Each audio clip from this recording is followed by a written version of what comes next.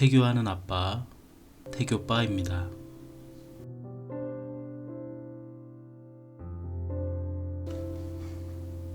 부부는 운명적으로 연결된 관계입니다.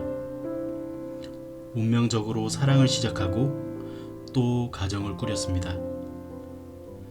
그리고 운명적으로 사랑의 결실을 잉태했습니다. 오늘은 남편과 함께 새로운 사랑을 맹세해보세요. 어떤 위기와 고난이 닥쳐도 운명적인 사랑으로 맺혀진 우리 가족의 행복만큼은 꼭 지켜낼 거라고요.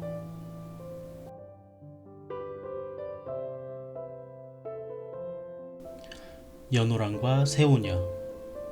옛날 신라 땅 동해바닷가 마을에 연호랑과 새우녀 부부가 살았어요.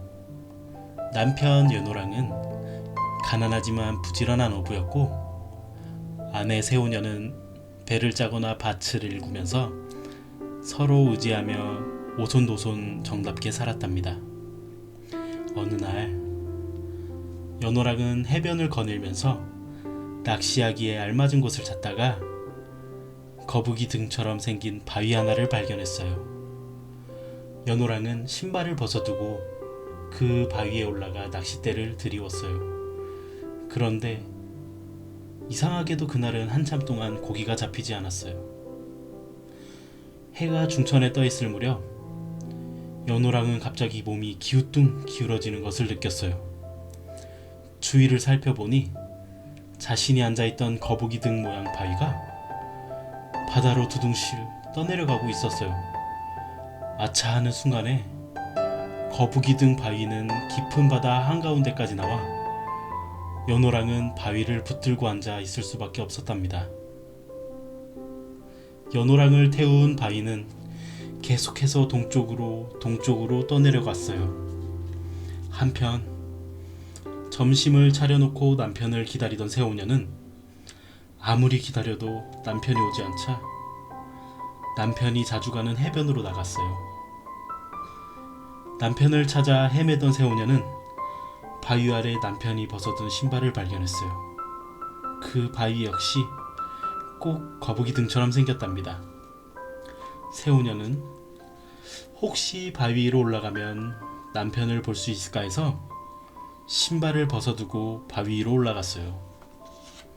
그런데 갑자기 새우녀를 태운 바위도 둥둥 떠내려가기 시작하는 게 아니겠어요? 새우녀를 태운 바위는 점점 빠른 속도로 동쪽으로 흘러갔어요. 그 사이에 연호랑은 어떤 섬에 도착했어요. 연호랑이 도착한 곳은 바로 일본의 서쪽 해안이었답니다. 당시 일본은 나라를 이루지 못하고 불악 단위의 싸움이 잦은 상태였어요. 그런 상황에서 바위에 타고 바다를 건너오는 연호랑을 발견한 일본 사람들은 연호랑을 하늘에 내려주신 왕으로 생각하여 그를 임금으로 삼았답니다. 일본 사람들의 간절한 부탁에 못 이겨 임금이 된 연호랑은 마음이 무거웠어요. 신라에 두고 온 새우녀가 너무나 그리웠기 때문이었죠. 그러던 차에 새우녀를 태운 바위 역시 연호랑이 있는 일본에 도착하게 되었어요. 연호랑을 모시고 있던 신하가 한 여인이 바위를 타고 도착했다는 보고를 올렸어요. 놀란 연호랑이 어서 그 여인을 데려오라고 명령했어요. 신하가 데려온 그 여인은 바로 새우녀였답니다. 다시 만나게 된 부부는 눈물을 흘리며 뜨거운 포옹을 했어요. 설마 바위를 타고 바다를 건너 이렇게 다시 만나게 되리라고는 상상하지 못했기 때문이죠. 연호랑 새우녀 부부는 다시 한번 결혼식을 올렸어요. 왕이 된 연호랑처럼 새우녀도 이제 왕비가 되었죠.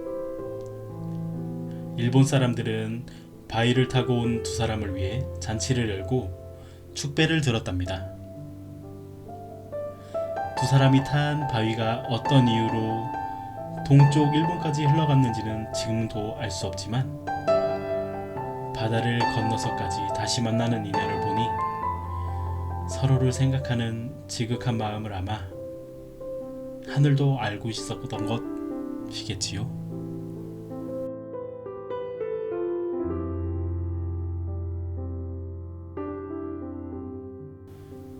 아가야, 연호랑과 새우녀가 다시 만나게 되어 정말 다행이지. 그들이 다시 만날 수 있었던 이유는 아마도 그만큼 사랑했기 때문일 거야.